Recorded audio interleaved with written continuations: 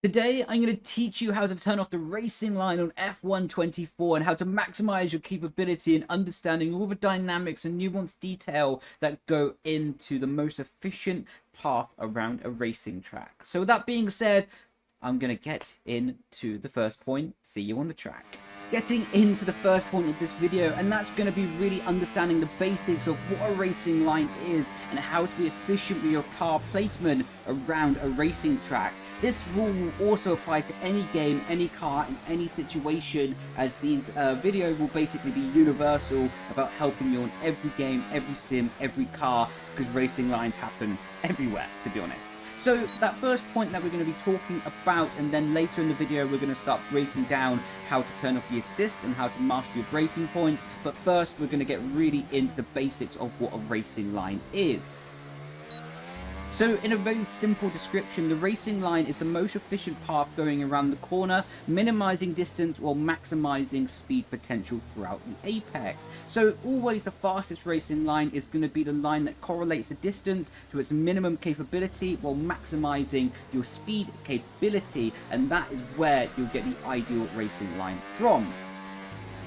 This also doesn't just apply in the corner, but how you can be applying yourself for that whole segment of track. For example, when you're coming into turn 4 at Hungary here, because turn 4 is so fast and it's so difficult here, a racing line is more focused to setting up the car on the exit here and not so much worried about setting up the following corner, because you can gain more on turn 4 by carrying 10 kilometers extra speed rather than being overly compromised to set up the braking zone for the next corner. So this is really where racing lines become quite dynamic, and you really have to understand the differences between compromising one apex for another. A prime example of that is later actually in Sector 2 in Hungary. First of all, we have this chicane that is also a good example, but we have an even better example following this. In this corner, this is a prime example of a compromise that you're needing to do for your overall racing line in a sector of the track.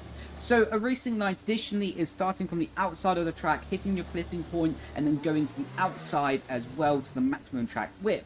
But this does not work on this sequence of corners, because then quite simply, if you use all the track width on this first left-hander, you're going to be so tight and so restricted with your apex angle of attack that you cannot get through the right-hander as fast as possible. If we just flip the car around quite quickly here, and then what you're going to see right now is going to be what happens if you take the correct racing line and you compromise the exit of the first corner to open up the second corner as much as possible. And this is what the correct racing line will be, finding an adequate balance of compromise to go through every apex as fast as possible, setting up the best lap time possible for that sector of track.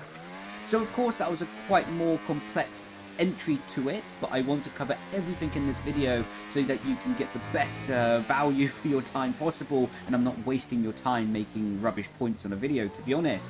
So with that being said, now we're going to talk about the very basics, the very basics of the racing line, and that is something we alluded to already, and that's going to be starting on the outside of the track, reaching your clipping point, and then going to the outside of the track as well. This is the most common approach that you're going to see and play time and time out again and again in the final apex lap, starting on the outside, going to the middle of the apex, and then rolling the speed out to the exit of the corner, and this allows you to have the most natural racing line possible. So now you can see that we've covered the basic point of the video and talking about the very basics of the racing line and where to place the car. Then you can see now that we have the racing line turned on, and it's going to be indicating to me where to brake, lift, and to not be on the throttle basically. And although it's set up for everybody to be having a user experience, to be honest, it's set up so you're safe, you're controlled, but to be honest, it's quite slow. So if you want to go faster, you really have to turn off this sort of visual distraction to the situation and then focus more on your raw inputs. Prime example here is coming down into turn 1. I'm easily braking after the 100-meter board for turn 1, but you can see it's telling me to brake at the 100-meter board, and if I follow the line, I'm only reacting to what's happening. I'm not able to predict what's happening. Because of that, I'm always under the limit, overslowing the car, and as you can see, we're waiting. Now we can get back on the throttle, and that left about about a 30-meter dead zone in the middle of the corner that I was doing nothing and just wasting lap time potential with. Through turn 4, it's telling me to brake, but that's easily just at minimum a lift. So you can see here, it's just telling me to be very under the limit and not as fast as I could be going. It's great for beginners, it's great to get involved in the game, but if you want to start going faster, then you really need to start turning it off. So the biggest thing about turning this off and really gaining confidence without having this sort of visual safety net is quite simply going to be, as we're going to turn it off right now, understanding the marker boards that you can be using to maximize your potential. So for example, coming into the first right-hander of Sector 3 at Hungary, we're going to be braking where the curb starts on the left-hand side. So instead of looking at a visual line underneath the track for your braking reference, start using solid items that cannot move. For example, the start of the curbstone on the left-hand side, that cannot move. So you can use that reference lap after lap after lap, and that can be a good reference for you to start building up on. For example, now we're going to go into final corner for another corner, because this is quite difficult. There isn't really that much of a reference what you can be using, but there's always little signs that you can be using around the track to pick up on little details. For example, you can be using this sort of solid white line on the inside of the track when you can start braking, when you can start lifting off the throttle, and or you can start using this marshal post on the left hand side. They don't have to be perfect at the start of your journey of turning off the racing line. All they have to do is be consistent, and that consistency will build your confidence over time. For example, turn 1, we can brake after the 100-meter board and still make the apex. But when you're starting to learn and you're starting to grow this new skill set that you're going to be developing without using the racing line, brake at the 100-meter board, and then if you need to release the brake pedal earlier, you can do. But you can't hit the brake pedal over 100% in the game, so if you brake too late, you're going to miss the corner and maybe damage your confidence in learning the new skill set. So it's better to brake slightly earlier, always have consistent markers that you can be using around the track, and that can allow you to have that consistency to build confidence, and confidence builds lap time, and that is the way that you can really building that foundation. How you can go around the track and pick up references, pick up markers, is maybe a good example can be watching F1 esports drivers do their hot laps and do their videos on YouTube, and then you can start seeing where they are braking in their situation. For example, using that top right LED board at the right hand side of the screen as your turn-in reference marker. If they're doing it, then you can use that reference marker as well. So that is the key point.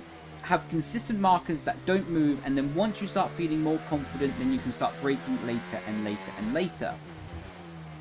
Building on into that point, and this is something that I see happen so much over time, and I'm going to do a different tutorial on this as well to elaborate on this point, but it crosses over into this example really well. People think that you go faster by braking later, and that's not really always the truth, to be honest. You go faster by actually braking more steadily, having the car more consistent, compliant and confidence building, and then rolling speed into the apex. I'm going to go an example here in turn 1 to elaborate on my point and to show you exactly what I mean. And this does help with the braking reference. So for example, people will come down into turn 1 and they'll try to search out a new reference marker, and they'll brake super late and then go deep on the corner and miss the apex by like sort of 2, 3 to 5 meters. And we're going to go in flashback mode so you can see exactly the onboard again. So you can see we brake too late, we start braking all the way after the 100-meter board, we release the brake pedal, and you can see we drift wide from the apex, and we're about a car width wide, so we're about 2-3 meters wide of the apex here. So what people think is you always have to brake later, you always have to brake more daring and more brave into corners, but you don't actually have to do that. What you do to build a confidence in the foundation that you're building upon is going to be braking earlier and releasing the brake pedal earlier. So you can see we broke earlier and we're off the brake pedal sooner, and this allows us to roll the speed into the corner in a more consistent way. So that is always, like I said, hit your consistent marker boards, what cannot be moving, use trees, advertising boards, you know what I mean. So use these consistent things that can't move, and then you can use them in a very consistent way, and then start rolling off the brake pedal earlier and earlier and earlier, and that can allow you more speed. And then once you're rolling off the brake pedal 10 meters before the corner, then you can start braking 10 meters later. Because once you know that a corner can be broke at a certain point, then you're releasing the brake pedal 10 meters before the corner, what then means you can brake 10 meters later initially and still make the apex. And it means that you're minimizing the risk of actually making a big mistake in a league race, a career mode race, or any situation that you're in. And this can allow you to not be making catastrophic mistakes during the race, that allows you to build your confidence, that allows you to have that foundation for improvement. If you're always just braking too late straight away and you're not having that consistent foundation, then you're going to start making mistakes, doubting maybe your ability, doubting your sort of learning curve, and that can overall be negative for your overall growth time.